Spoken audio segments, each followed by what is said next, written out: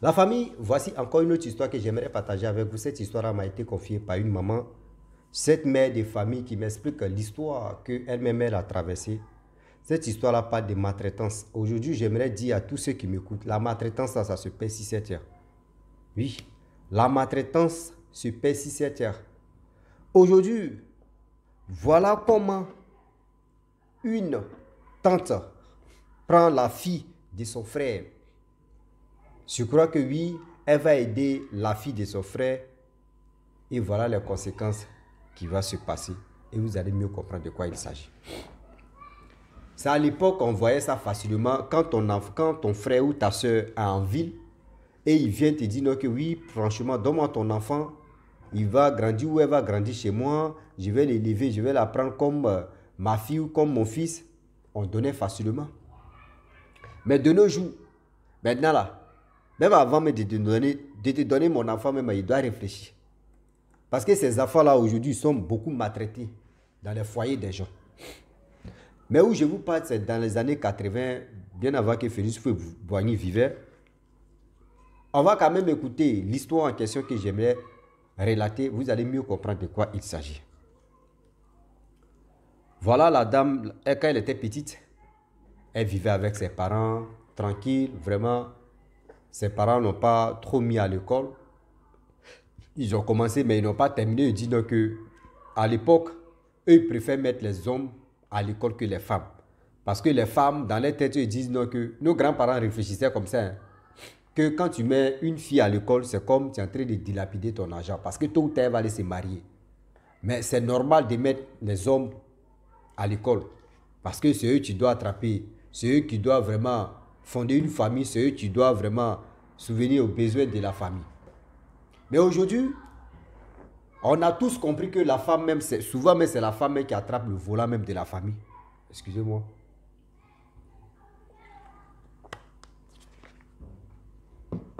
Où nous sommes arrivés, on ne sous-estime plus quelqu'un. Quelle que soit la femme ou quel que soit l'homme. On n'est plus là pour sous-estimer une personne dedans. Aujourd'hui, j'aimerais vraiment parler et aussi sensibiliser les parents. À l'époque, il y en a plusieurs femmes qui ne sont pas là à l'école avec ce comportement-là et ces réflexions-là. D'autres femmes, d'autres mamans n'ont même pas mis les pieds même à l'école. Et la jeune fille, au début, elle avait commencé, mais les parents ont vu que ça, c'est gaspillage d'argent. Ils ont arrêté d'aller inscrire la fille en question. Et elle était au village, elle partait au champ avec les parents. Les garçons, ils partaient à l'école. Voilà une tante qui s'est mariée avec un député. C'est pas, voilà, un député. Et la tante en question, elle n'a jamais eu d'enfant. Oui, oui, elle n'a jamais eu d'enfant. Vu qu'elle n'a jamais eu d'enfant, le mari aussi l'aime. C'est pas comme les hommes d'aujourd'hui. Hein. Tu fais pas enfant là. On fait comment? On s'est libéré là. Pas cool. On va avancer. Donc le mari a dit, bon, vu qu'on ne fait pas enfant d'abord, est-ce que tu ne peux pas aller prendre l'enfant de ton frère ou de ta soeur? Et voilà comment la femme en question, elle s'en va au village. Elle voit la jeune dame en question, la jeune fille, qu'elle était petite, surtout la maman en question, qu'elle était jeune fille. Hein, voilà. Elle allait voir son frère pour dire, donne-moi ta fille, moi elle va aller chez moi, elle va fréquenter. Il dit, ok, il n'y a pas de problème. Donc, la petite est partie chez sa tante. Arrivé là-bas, bon, l'année était au milieu, on ne pouvait pas vraiment mettre la petite à l'école. Et voilà comment la petite était là-bas l'année prochaine. La tante en question appelle son frère pour lui dire que la petite, cette année, elle va aller à l'école. Hein. Mais vu qu'elle va aller à l'école, est-ce que tu ne peux pas donner un peu au moins compléter? Moi, je vais donner le reste. Il dit non, que le papa dit non, jamais. Quand tu venais la chercher là, tu m'as dit non, que tu vas la mettre à l'école. Moi, je ne peux pas prendre mon argent et gaspiller ça. On ne met jamais femme à l'école. Femme, elle doit aller dans le foyer. La femme, c'est-à-dire la soeur même est dépassée. Aïe, comment? Elle dit oui. Le monsieur dit, le frère dit oui. Femme, on ne met jamais femme à l'école. C'est à l'époque, hein, c'est pas pour aujourd'hui maintenant. C'est pour ça qu'il dit non, que nos mamans là, beaucoup, elles ne sont pas là à l'école. Beaucoup. Parce que c'est les papas qui leur ont dit non, que oui, quand tu es femme, c'est pas normal que tu pars à l'école. Oui. Pour cela, nos mamans, elles ont pris balle perdue. Rien pour rien comme ça. Donc la dame, sa soeur a dit, ok, si tu as dit ça, il n'y a pas de problème. On reste là comme ça. Il dit, ok. Donc c'est resté comme ça. Donc la petite, c'est elle qui faisait tout à la maison là-bas, c'est elle qui faisait ceci, c'est elle qui était la ménagère, c'est elle qui faisait tout. Mais elle n'était pas trop dans la souffrance, mais quand même, le manque de ne pas aller à l'école même, ça fait trop mal d'abord. Au moins, si c'est toi-même tu refuses de ne pas aller à l'école, on peut comprendre que c'est toi-même. Mais si quelqu'un te dit, oui, toi là, tu ne vas jamais devenir quelqu'un, c'est pour cela qu'il ne peut pas te mettre à l'école. Toi, tu es Dieu ou bien pour voir vision de quelqu'un. Tu n'es pas Dieu pour voir vision de quelqu'un pour dire, toi, tu ne peux pas réussir. Donc, la jeune petite fille, elle était là. Quand elle vient au village, elle voit que oui, ses frères, vraiment, quand elle parle un peu, on dit non, toi quitte là, tôt ou tard tu vas te marier, on n'a pas besoin de toi. Toi là, tu vas quitter tes enfants que tu vas avoir là, c'est des enfants de quelqu'un d'autre. Eux, ils ne vont pas porter notre nom de la famille. Simple, des causeries comme ça, souvent c'est des pics. Donc elle n'a rien dit, elle était là. Et après, elle est quittée chez sa tante, elle allait chez son oncle. Et c'est de là-bas, elle est quittée, elle allait vraiment s'aventurer pour dire, ah, pourquoi ne pas vraiment me chercher ici, il y a une femme, j'ai grandi, prendre de l'âge. Comment? Oh, elle avait 18 ans, 19 ans. Voilà cette dame qui a commencé vraiment à dormir sur table de marché. Parce qu'elle dit, chez son oncle même, c'était la maltraitance. Elle a commencé à dormir sur table de marché. Et un peu, elle allait travailler chez un Libanais dans son magasin. Un peu, elle a commencé, elle a quitté là-bas, le Libanais a menti sur elle pour dire, ouais, c'est elle qui a volé ceci. Or, elle n'a pas volé. Elle s'est retrouvée dans la rue, en train de faire, c'est elle qui remplissait les eaux des barriques, des choses à l'eau, où on fait des constructions là. Elle remplissait pour qu'elle puisse gagner un peu d'argent. C'est dans ça un peu. Dieu ne l'a pas oublié. Dieu ne l'a pas oublié. Aujourd'hui, la pierre est jetée là. Pierre jetée qu'on dit, oh, ça là, c'est pas une, ça là, ça n'a pas de sens. Demain là, c'est caillou là, ces pierres là, tu deviens quelque chose. Il dit, la femme en question, elle dit, non, quand on dit maltraitance là, elle a connu ça. Elle dit, elle a connu, Dieu merci que quand elle était dans la rue, elle n'a jamais fait des rapports avec des gens, etc. parce que elle cherchait vraiment à canaliser sa vie. Elle cherchait à trouver quelqu'un de bien. On dit tout ce que nous faisons sur cette terre, il y a toujours les récompenses. Elle était là, elle faisait ses trucs. Voilà comment elle croise son mari. Son mari qu'elle croise vraiment, c'était quelqu'un qui était dans l'électricité, tout ça là. Et c'est dans ça là, ils ont commencé à cheminer ensemble. Quand ils ont commencé à cheminer ensemble, le monsieur en question, il est allé voir les parents de la fille. Les parents de la fille disent, toi-même, il faut la prendre. Toi-même, tu la vois même, elle peut devenir quoi? Toi-même, tu as été prendre ton problème comme ça. Comment une personne vient dire, je veux de votre fille, et vous venez dire à la personne que, mais toi-même, tu as été prendre tes problèmes. Celle-là, elle peut devenir quoi? Est-ce qu'on peut dire, c'est-à-dire, est-ce qu'un père ou une mère de famille peut dire à telle personne que oui, est-ce que son enfant peut devenir quelqu'un? Le monsieur même, il était découragé, il dit, attends, ça c'est quelle famille ça? Mais il aimait sa femme, il a pris ça, il dit, ok, il n'y a pas de problème. Mais si elle ne va pas devenir quelqu'une dans la vie, moi je vais la prendre parce que moi je l'aime. On dit, il faut la prendre même. Et voilà comment le monsieur, il a pris sa chérie cocotte et ils ont commencé à vivre ensemble. Ils ont commencé à vivre ensemble. Dans vivre ensemble, tout a commencé à aller. La femme, elle partait se débrouiller, aller laver, aller récupérer les habits des gens, laver devant leur porte, laver, puis on lui donnait un peu. Le mari aussi, il était dans les trucs d'électricité, etc. Chaque fin du mois, voyez ceci, voyez cela, les gars font les dépenses un peu. La dame a décidé de dire, bon d'accord, voici tel truc. Moi, je vais vraiment exercer ce métier-là. Parce que elle, quand elle était avec sa grand-mère lui montrait comment on fait des attiqués, tout ça là. Donc, elle connaissait comment préparer la tchéké. Donc, dans ça, elle a commencé à acheter manioc. Et elle venait vraiment râper. Et après, elle faisait à tchéké.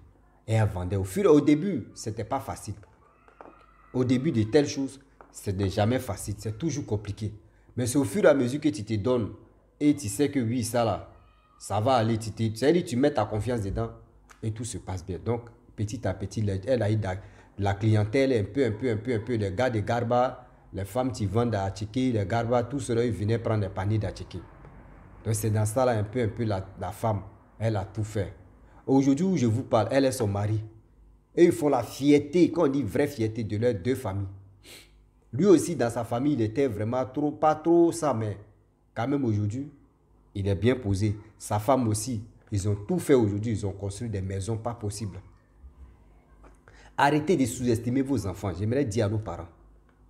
Arrêtez de sous-estimer vos enfants. Et aussi des soeurs ou les frères, des cousines ou des tantes là, des cousins là. Quand vous partez prendre l'enfant de quelqu'un, arrêtez de maltraiter l'enfant de quelqu'un. Arrêtez de maltraiter l'enfant de vos frères ou de vos soeurs. Oui, oui. Arrêtez de le faire. Parce que si vous êtes dans ce but-là, vous-même, même si vous gagnez des enfants, là, vos enfants ne vont jamais devenir quelqu'un ou quelqu'un. Parce que dans vos têtes, vous voulez vraiment que vos enfants n'ont qu'à reçu. Vous ne voulez pas que oui, tel enfant, aujourd'hui là où je vous parle, il y a nos grands-parents, les tuteurs. On peut dire, bon d'accord, je peux prendre un truc comme ça. On dit, bon, toi tu as eu ton entrée en 6e, tu dois aller à Boaké ou soit tu dois aller à Korogo. Or toi tu es de l'Ouest, hein. On t'affecte à Korogo. Korogo là-bas, là, où tu t'en là-bas, tu ne connais même pas quelqu'un même. Mais on te dit, on cherche tuteur là-bas, tuteur, lui c'est un musulman. Mais ce musulman-là va te prendre, non? Plus que toi-même, lui-même, plus que lui-même, ses propres enfants. Un nordiste aussi, un musulman aussi, on va l'envoyer. Lui aussi, ses enfants aussi, ils vont l'envoyer à l'ouest. Un gars de BT aussi, ou un gars de Gagou, un truc, va prendre aussi l'enfant. Avant, il y avait l'harmonie. Les jeunes gens, eux, se mettent ensemble. Quand toi, tu dis que tu es chrétien, toi, tu dis que tu es musulman. Et vendredi, là, moi, je t'invite à la mosquée. Eux, tous se mettaient ensemble. Chrétiens ou musulmans, eux, tous se mettaient ensemble, partaient à la mosquée, partaient prier. D'autres me disent, bon, d'accord, dimanche, allons-y à l'église. Aujourd'hui, il y a des jeunes gens, toi, tu es musulman, là, ton ami chrétien t'a invité. Ils vont aller à l'église, danser là-bas, faire ce qu'ils peuvent faire. Prier là-bas. Aujourd'hui, où je vous parle là, tellement qu'ils ont mélangé nos cerveaux. Quand tu vois souvent, tu vois, ah, chrétien, oh, vous bavardez, ah, les musulmans, ah, vous.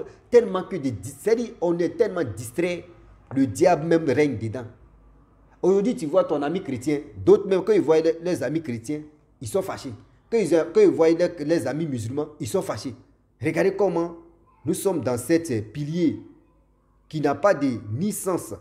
Oui, qui n'a pas de ni sens même dans la vie. Ni sens, je vous dis.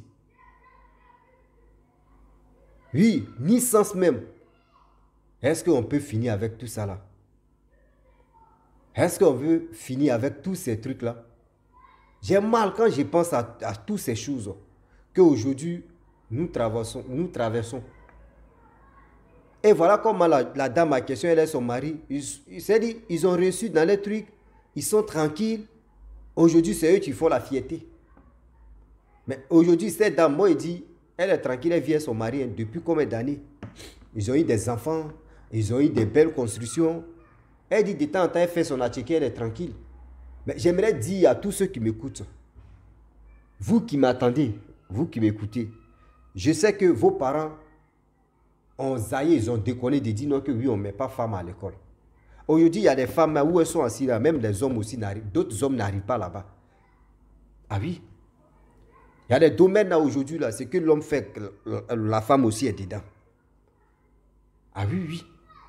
Donc arrêtez de dire non que oui, mon enfant, lui là, ou c'est là, mais elle ne peut pas devenir quelqu'une, donc je ne peux pas vraiment payer ses études. Non. La personne même que tu négliges, tu ne sais pas si c'est la même personne même qui va t'enlever dans la boue. Tu ne sais pas si c'est la même personne même que tu vas vraiment enlever la honte, mais tu es sur ta famille et sur toi-même ton visage. Donc s'il vous plaît, de grâce, je vous demande pardon. Aujourd'hui, demain ou après-demain, arrêtez de sous-estimer vos enfants. Arrêtez aussi de dire non que lui là va reçu, que l'autre là va rester. Non. C'est des choses qui ne sont pas bien. Je le dis, je le répète. C'est des choses qui ne sont pas bien sur cette terre. Est-ce que vous comprenez? Donc j'aimerais dire à tous ceux qui m'écoutent, matin, midi, soir, quel que soit alpha, où vous vous trouvez, mettez ça dans vos têtes. Si vous avez des enfants de vos frères ou de vos soeurs chez vous à la maison, traitez-les bien. Parce que demain, là, ils peuvent dire que j'étais chez mon oncle, vraiment, il m'a fait du bien. J'étais chez ma tante, elle m'a fait du bien. Mais aujourd'hui, je suis arrivé où je suis arrivé. Je vais aussi faire du bien à cette mémé, même si elle n'a, c'est-à-dire cette tante ou ce oncle en question, même s'il n'a pas eu des enfants ou elle n'a pas eu des enfants, moi c'est comme, elle m'a pris comme son enfant. Moi, je vais vraiment l'aider ou je vais vraiment l'aider. C'est comme ça on fait des choses. Mais aujourd'hui, c'est pas trop, on n'est pas dans ce pilier-là.